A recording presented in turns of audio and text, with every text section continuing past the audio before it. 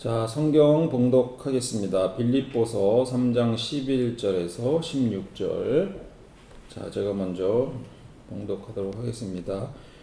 그리하여 나는 어떻게 해서든지 죽은 사람들 가운데서 살아나는 부활에 이르고 싶습니다. 나는 이것을 이미 아무것도 알았으며 이미 목전에 가장하고 잡았습니다. 그리스도 예수께서 나를 사로잡으셨으므로 나는 그것을 얻으려고 쫓아가고 있습니다. 형제 자매 여러분, 나는 아직 그것을 붙들었다고 생각하지 않습니다. 내가 하는 일은 오직 한 가지입니다. 뒤에 있는 것은 잊어버리고 앞에 있는 것을 향하여 몸을 내밀면서 그리스도 예수 안에서 하나님께서 위로부터 부르신 그 부르심의 상을 받으려고 목표점을 바라보고 달려가고 있습니다. 그러므로 누구든지 성숙한 사람은 이와 같이 생각하십시오. 여러분이 무엇인가를 달리 생각하면 하나님께서는 그것도 여러분에게 드러내실 것입니다. 어쨌든 우리가 어느 단계에 도달했든지 그 단계에 맞춰서 행합시다. 자, 오늘 설교는 이미와 아직 어떻게 이해할까라는 제목으로 말씀을 드리도록 하겠습니다. 자, 먼저 퀴즈 하나 내보도록 하겠습니다. 자, 컴퓨터 프로그래머인 남편한테 아내가 심부름을 하나 시킵니다. 뭐라고 시키냐면 우유 하나 사와. 달걀 있으면 6개 사와. 자, 남편이 뭘 사왔을까요? 우유 6개를 사왔습니다. 네.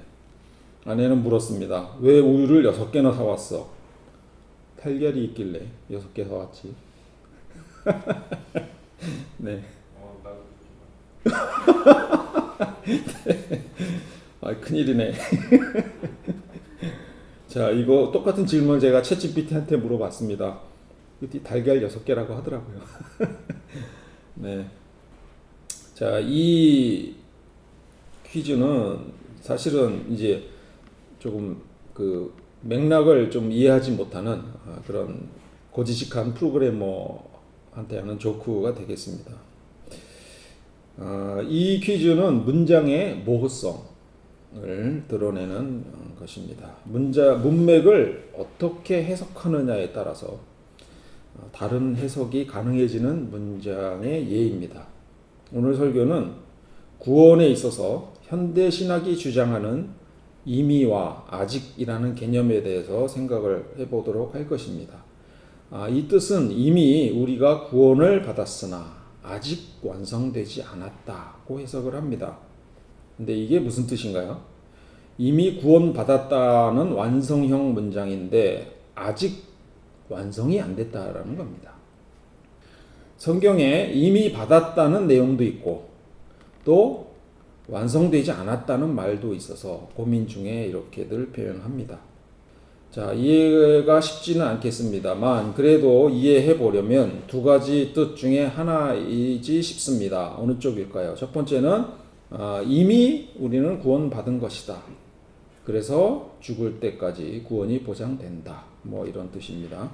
칭의를 구원과 동등시하면서 해석하는 방식입니다. 두 번째는 구원의 여정은 시작되었으나 아직 마무리되지 않았다.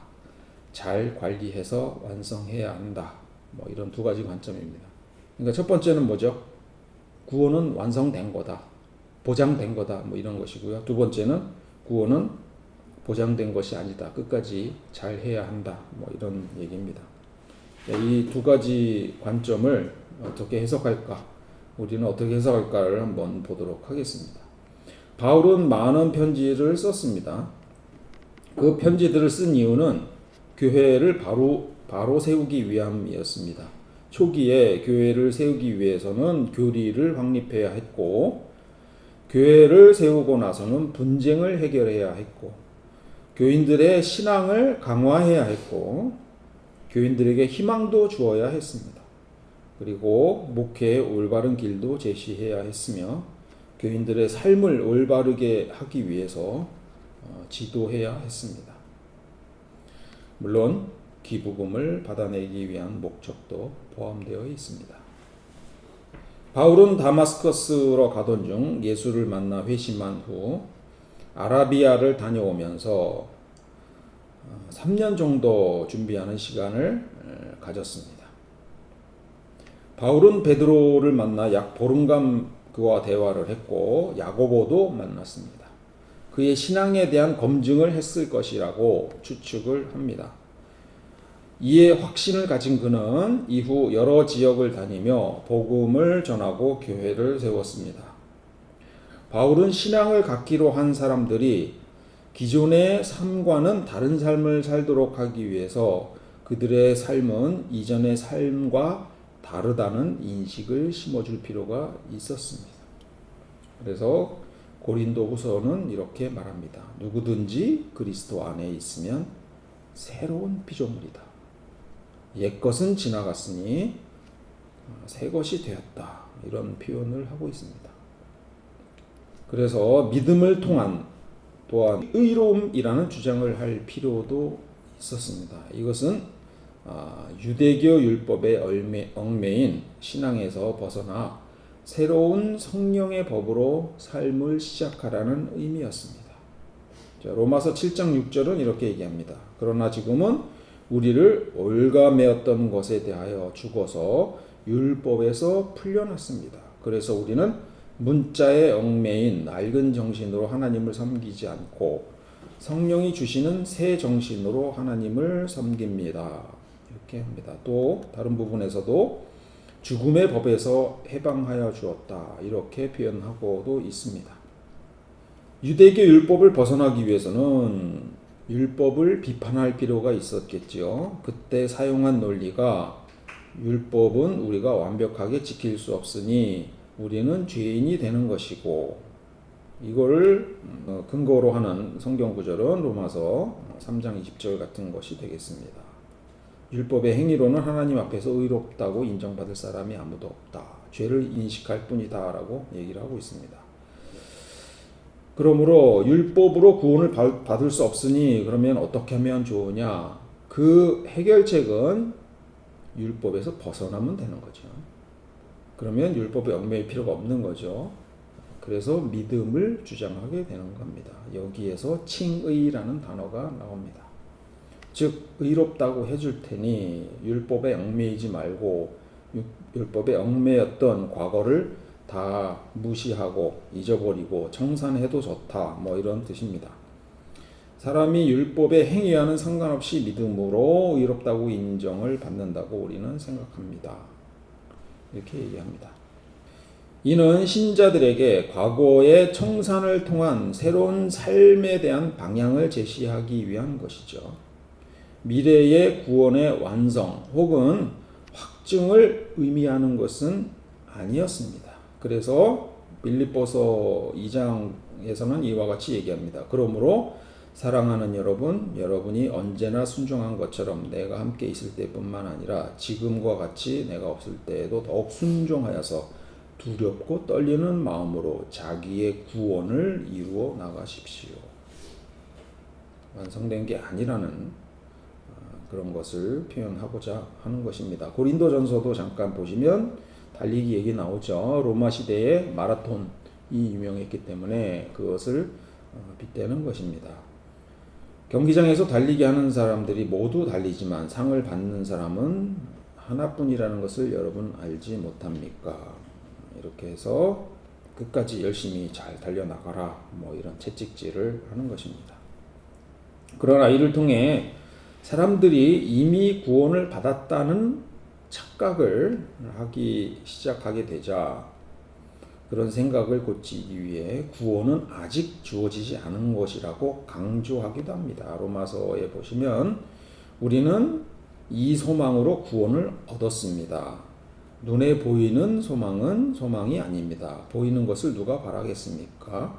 그러나 우리가 보이지 않는 것을 바라면 참으면서 기다려야 합니다. 완결된 구원을 얘기하는 것이 아니죠. 로마서 13장 11절에도 여러분은 지금이 어느 때인지 압니다. 잠에서 깨어나야 할 때가 벌써 되었습니다. 지금은 우리의 구원이 우리가 처음 믿을 때보다 더 가까워졌습니다. 이렇게 얘기합니다. 이런 전체 흐름을 현대 신학에서는 이미와 아직이라는 개념으로 설명합니다. 즉 구원 받았다라는 말도 있고 구원이 아직 안 받았다라는 말도 있으니까 이것을 이런 모순을 해결하기 위해서 이미와 아직이라는 단어를 써서 이미 우리는 구원받았지만 아직 완성되지 않았다 이런 묘한 말을 하고 있는 겁니다. 말씀드렸듯이 이미의 의미는 과거의 정리입니다. 에베소서 2장 8절에 보시면 여러분은 믿음을 통하여 은혜로 구원을 얻었습니다 라고 선언하고 있죠. 이것은 여러분에게 난 것이 아니요 하나님의 선물입니다. 과거의 죄는 정리해 주었으니 정죄받지 않는 것이고 새 생명을 얻었으니 평화를 누리고 이제 새 삶을 살으라는 뜻입니다. 이곳에서 한 단계 더 나아가 의롭게 하신 사람들을 영화롭게 한다고 고양시키기까지 합니다. 자, 그런데 문제는 이 과거의 의미를 사람들은 미래까지 그대로 확장한다는 것에 있습니다. 즉 믿음으로 의롭다고 한 것이 미래에도 의롭게 되는 것이냐? 당연히 미래의 구원은 따놓은 당상 아니냐? 이렇게 생각한다는 것입니다. 로마서 3장 24절을 보도록 하겠습니다. 그러나 사람은 그리스도 예수 안에서 얻는 구원으로 말미암아 하나님의 은혜로 값없이 의롭다는 선고를 받습니다.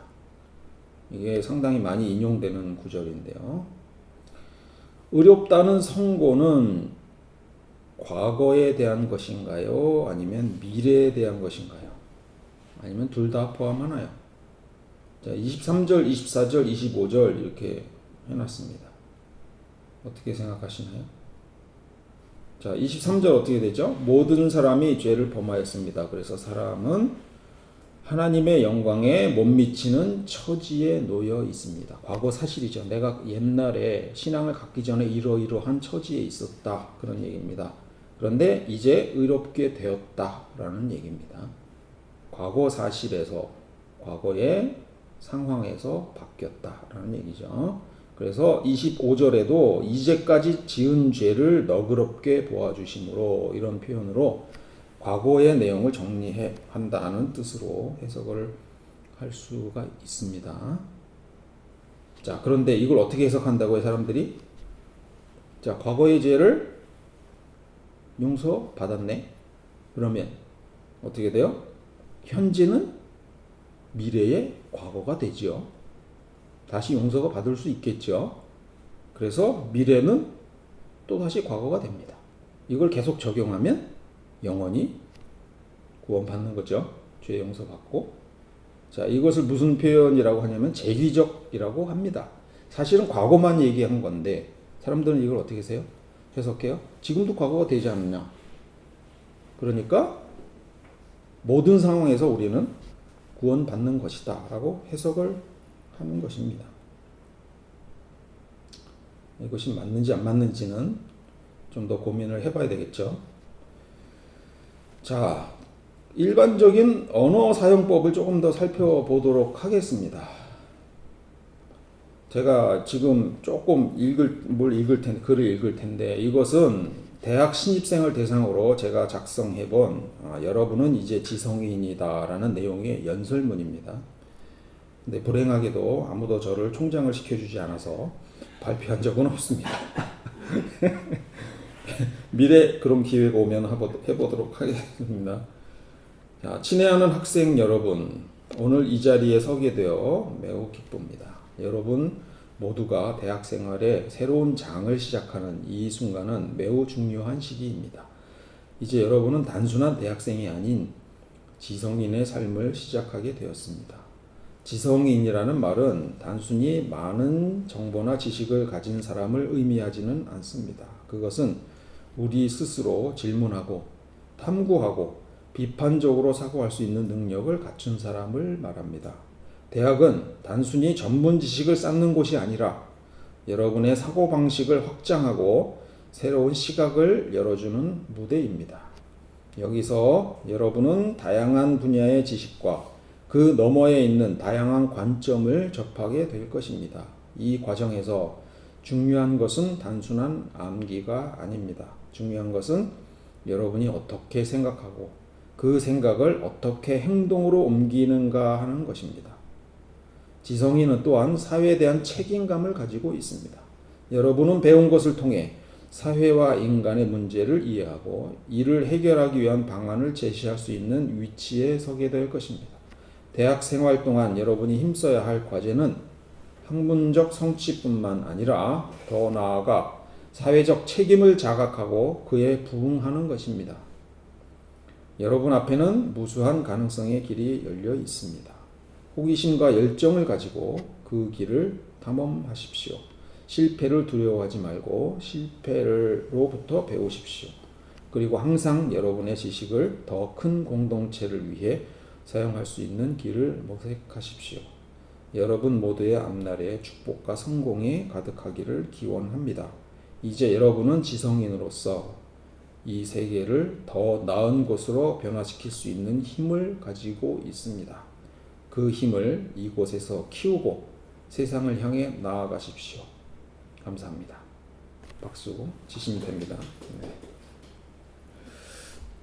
이 연설문은 학생의 위치, 학생의 의미, 세상을 보는 시각, 무엇을 연마해야 하는지, 무엇을 추구해야 하는지, 그리고 그것들을 장려하기 위한 내용들로 담겨 있습니다. 저는 여기서 이제 갓 입학한 학생들을 뭐라고 칭하냐면 지성인이라고 칭합니다. 자, 그런데 어떤 학생이 있습니다. 제 연설을 감명 깊게 듣고 자신이 이제 지성인이라고 생각을 합니다. 왜냐하면 제가 여러분은 이제 지성인이다, 지성인의 삶을 시작했다 이렇게 말을 했기 때문이죠. 그래서 마치 자기가 진짜 지성인인 것처럼 생각하고 말하고 행동하고 다닙니다. 이런 사람들을 뭐라고 해야 하나요? 저는 이런 사람들을 망상 속에 사는 학생이라고 부르겠습니다. 자, 어제 고등학생이 오늘 대학생이 되었다고 바로 지성인이 되나요? 아닙니다. 그럼 대학 4년 졸업할 때가 되면 다 지성인이 되는 건가요? 그것도 아닙니다. 그럴 수도 있고 아닐 수도 있습니다. 그건 대학 생활을 어떻게 하는가에 달려 있는 것입니다. 대학 생활 한다고 다 지성인이 되는 것은 아니죠. 문장을 문자적 내용과는 달리 저는 연설문에서 지성인이 되기 위한 삶의 지침을 가르쳐 준 것일 뿐이지 실제적으로 모든 입학생들이 다 지성인이라고 지칭한 것은 아닙니다. 다른 사례를 들어보겠습니다. 문장의 문자적 의미와 실제적 의미가 다른 예를 몇 개 보이겠습니다. 제가 가족들하고 속초 여행을 갔었는데 부대 앞에 이런 글이 써 있었습니다. 우리는 먼저 이겨놓고 싸운다. 뭔 소리예요? 이 문장은 사실 손자병법에 나오는 선승구전에서 따온 말로 먼저 승리를 얻고 나서 싸움을 구한다는 뜻인데, 싸움에서 이미 승리를 확신하고 준비를 철저히 한다는 의미로 해석하는 게 맞겠죠. 문장 구조로 보면 먼저 이겨놓고 싸운다. 이겼다라는 거예요. 이미 완료예요. 이겨놓고 싸운다. 이걸 문자적으로 해석하는 바보는 없겠죠. 1919년 3.1절에 목 놓아 불렀던 대한독립 만세, 이것도 완료형 문장입니다. 대한독립이 왔다, 만세 부르는 거예요. 완료형입니다. 그런데 독립 오지 않았습니다. 한참 뒤죠. 자, 영남 지역에서 단결력을 드러내기 위해서 방언으로 소위 건배구호가 있습니다. 건배구호. 우리가 남이가. 영남 지역의 특유의 구호로 대한민국의 집단주의를 잘 드러내는 구호입니다. 이 말을 함께 외치면 정말 모두가 하나가 된 것 같은 느낌을 받을 것 같습니다. 이 문장이 우리는 실제로 하나라는 뜻인가요? 아니면 우리가 하나처럼 행동하자라는 뜻인가요? 자, 문해력이 딸리는 분들은 이 구호로 자기들이 진짜로 하나인 줄 압니다. 우리는 확신을 표현하기 위해 또한 확신을 유도하기 위해 완료형 혹은 선언형 문장을 사용하는 경우가 많습니다. 우리가 남이가는 우리가 남이 아니고 하나다라는 뜻이지요. 너희는 이제 지성인이다. 이것은 너희는 지성인의 삶의 태도를 가져야 한다라는 뜻이 될 거고요. 너희는 구원받은 존재다도 같은 맥락으로 해석할 수 있습니다. 물론 과거의 어려움으로부터 구출되었다라고도 해석할 수 있습니다만 이것은 미래의 구원을 말한다면 구원받은 확신을 가지고 미래의 삶을 살아나가란 뜻으로 해석해야 되지 않을까 싶습니다. 우리가 사용하는 언어는 다의적입니다. 모호성이 있다고도 말합니다. 즉 하나의 문장이 이렇게도 해석될 수 있고 저렇게도 해석될 수 있습니다. 사자가 호랑이를 이겼다는 문장을 실제로 사자와 호랑이가 싸운 것으로 말할 수도 있고 야구 경기를 말하는 것일 수도 있습니다. 두 가지의 의미에서의 선택은 문맥을 통해서 알 수 있는 겁니다. 스포츠 신문의 헤드라인이라면 야구 경기에 관한 문장일 것이고 내셔널 지오그래픽 매거진에서의 타이틀이라면 동물들의 싸움일 가능성이 높습니다. 언어학적으로 문장이 이렇게 쓰여 있으니 이런 뜻이다 라고 선언할 수 있는 언어는 이 세상에 두 종류가 있습니다. 하나는 수학입니다. 또 하나는 컴퓨터 언어입니다. 수학은 자명하죠. 단 한 가지 의미로밖에 해석이 안 되는 언어이고요. 컴퓨터 언어도 마찬가지입니다. 컴퓨터 언어는 우리가 실제로 설계를 합니다. 수백 개의 컴퓨터 언어가 있습니다. 그 설계할 때 이런 걸 배웁니다. 어떻게 설계할까? 문맥 자유 문법이라는 게 있고 문맥 종속 문법이라는 게 있습니다. 문맥 종속 문법은 뭐냐면 context dependent라고 얘기하는데요. 문맥에 따라서 의미가 달라진다는. 문맥 자유 문법은 문맥과는 관계없는 의미를 갖는다. 주위에 뭐가 오더라도 이것이 의미하는 건 단 한 가지다라는 뜻이에요. 그래서 문맥 자유 문법이 훨씬 간단합니다. 그래서 우리가 사용하는 대부분의 컴퓨터 언어는 문맥 자유 문법에 속하며 이 그룹은 말 그대로 문맥으로부터 자유로워서 단 한 가지, 우리가 프로그래밍을 하면 단 한 가지 방법으로만 해석이 가능해야 합니다. 그래야 실행할 때마다 이렇게 저렇게 해석 안 하겠죠. 하지만 중의성을 갖는 인간의 언어는 반드시 문맥을 통해서 문장을 해석해야 합니다. 문장만 봐서는 그 뜻을 알 수 없다는 말입니다. 따라서 한 문장만 덜렁 떼놓고서는 이건 이런 뜻이어야 한다고 주장하는 사람들은 대부분 사이비 이단들입니다. 정통 교단이라고 해도 다르지 않습니다. 문맥을 고려해서 해석하지 않는 교리는 심각한 오류를 낳게 됩니다. 다시 성경으로 돌아와 보겠습니다. 자, 한 가지 문제가 더 있습니다. 단어 뜻에 대한 혼동입니다. 자, 에베소서와 로마서를 한번 비교해 보도록 하겠습니다. 에베소서 2장 8절 여러분은 믿음을 통하여 은혜로 구원을 얻었습니다. 이것은 여러분에게서 난 것이 아니에요. 하나님의 선물입니다. 에서 말하는 구원과 로마서 13장 11절 여러분은 지금이 어느 때인지 압니다. 잠에서 깨어나야 할 때가 벌써 되었습니다. 지금은 우리의 구원이 우리가 처음 믿을 때보다 더 가까워졌습니다. 에서의 구원이 같은 것일까요? 다른 것일까요? 구원은 어려움에서의 구출이란 뜻입니다. 벗어남 이런 뜻입니다. 그 어려움은 여러 가지가 있습니다. 에베소서에서의 구원은 율법의 죄악으로부터의 구출이고 로마서의 구원은 죽음으로부터의 구출입니다. 두 개가 다른데 단어가 하나이니 두 개가 같다고 생각하는 것입니다. 임의의 구원과 아직의 구원은 다른 것입니다. 같은 개념으로 착각하게 만드는 현란한 말장난에 속지 마시기 바랍니다. 신학자들이 말하는 임의의 구원은 율법으로부터의 구원이고 아직의 구원은 죽음으로부터의 구원입니다. 게다가 율법으로부터의 구원은 과거 사실에 대한 정리일 뿐이고 아직의 구원은 살아갈 삶의 결과로서의 미래 죽음으로부터의 구원입니다. 사실 바울은 이것을 부활이라고 말합니다.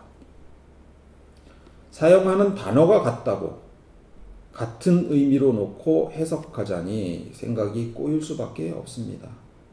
그냥 어려움에서 구출과 같은 포괄적인 의미로 사용되는 구원이란 단어를 신학적 특별한 의미로 한정하다 보니 생각의 폭이 좁아질 수밖에 없는 것입니다. 바울은 여러 부분에서 마지막 구원을 향해 열심히 달려가야 한다고 주장합니다. 이미 구원을 받았으니 다 끝났다고 말하지 않습니다. 빌립보서 3장 12절 나는 이것을 이미 얻은 것도 아니며 이미 목표점에 다다른 것도 아닙니다. 그리스도 예수께서 나를 사로잡으셨으므로 나는 그것을 붙들려고 쫓아가고 있습니다. 정리해 보겠습니다. 성경의 선언적 문장들은 그대로 받아들일 수 없습니다. 그것은 성경을 컴퓨터 언어와 같은 수준으로 읽는 것입니다. 다시 말하면 문맥을 고려해야 할 언어를 문맥 없이 읽어야 하는 언어로 해석한다는 뜻입니다. 글을 읽는다는 것은 문맥을 이해하고 저자의 의도를 파악해야 그 의미를 이해할 수 있습니다. 문장만 보고 이해하게 되면 큰 오해를 낳을 수 있다는 것입니다. 프로그래머 남편에게 달걀 대신 우유를 6개 사오게 하는 것과 같은 이치입니다. 한 가지 더 사용하는 단어에 대한 혼동입니다. 같은 단어를 사용하나 다른 의미인 것을 이해하셔야 합니다. 똑같은 사자이지만 야구 이야기인지 동물의 왕국 이야기인지는 구별해야 하는 것입니다. 이것을 혼동하니 다른 구원을 놓고 마치 하나인 것처럼 이미 시작되었으나 완성되지 않았다고 하는 이런 황당한 표현이 나오는 겁니다. 성경에서 사용된 구원은 완료형으로 받았던지 받지 않았다는 둘 중에 하나이지 받고 있는 중이라는 것은 없습니다. 위험에서 벗어났거나 벗어나지 않았거나 둘 중에 하나란 말입니다. 이미는 과거 구원받은 순간을 말하는 것이나 아직은 마지막 날에 또 구원받을 수 있게 달리기를 잘 하라는 뜻입니다. 다시 정리하면 신앙인의 삶이란 과거의 내 삶의 청산을 의미하기도 하며 또한 새로운 삶을 시작하는 것을 의미하기도 합니다. 이미는 과거 내 삶의 청산 그리고 새로운 삶의 마무리는 아직으로 표현되는 것입니다. 예수님의 신실하신 은혜로 새로운 삶을 시작했으니 이제 이 생의 나머지는 우리의 역할입니다. 우리의 삶이 아름답고 평화롭고 은혜로운 마무리가 되기 위해서는 우리가 노력하는 삶이 필요하다는 것입니다. 바울이 이미 구원받았다고 말한 것은 올바른 신앙생활을 위한 동기를 제공하기 위한 것이며 마지막 구원을 위해 열심히 달려가야 한다는 것은 우리가 삶 속에서 우리에게 주어진 믿음의 삶을 열심히 살아야 한다는 것을 말하는 것임을 우리는 문맥을 통해서 파악할 수 있습니다. 마지막으로 바울이 자신의 감옥 생활 중에 빌립보 교회의 성도들을 격려하고 신앙을 독려하기 위해 보낸 편지인 빌립보서 중 오늘의 본문을 다시 한번 읽으면서 설교를 마무리하도록 하겠습니다. 이 글은 성도들이 어떤 삶을 살아야 하는가를 잘 나타내는 글이라고 생각합니다. 그리하여 나는 어떻게 해서든지 죽은 사람들 가운데서 살아나는 부활에 이르고 싶습니다.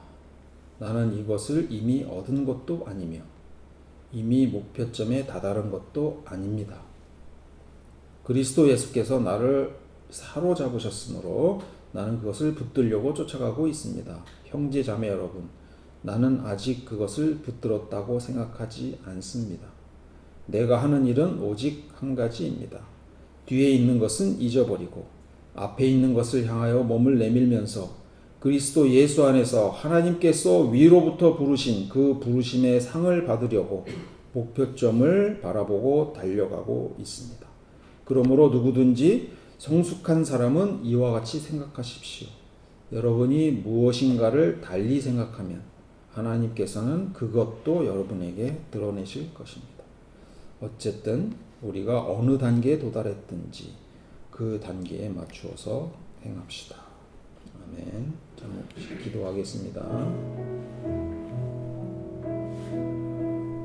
사랑과 은혜가 풍성하신 하나님 아버지, 오늘 저희에게 귀한 말씀을 허락하시고 이미와 아직이라는 개념을 통해 저희의 믿음을 돌아보게 하시니 감사드립니다.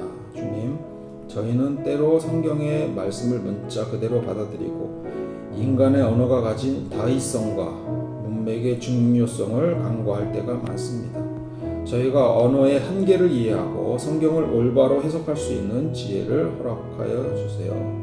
단어의 문자적 의미에 매몰되지 않고 성경 전체의 맥락과 저자의 의도를 파악하여 진리를 깨닫게 해주세요. 주님, 저희가 예수 그리스도의 신실하신 은혜로 새로운 삶을 시작했음을 기억하며 임의를 통해 과거의 삶을 정리하고 새로운 삶을 살게 해주신 주님의 은혜에 감사하게 하시고 바울이 빌립보서 3장에서 고백한 것처럼 저희 또한 다가올 삶의 구원을 향해 끊임없이 노력하고 목표를 향해 달려가는 삶을 살게 하옵소서. 이 모든 말씀 예수님 이름으로 기도드립니다. 아멘.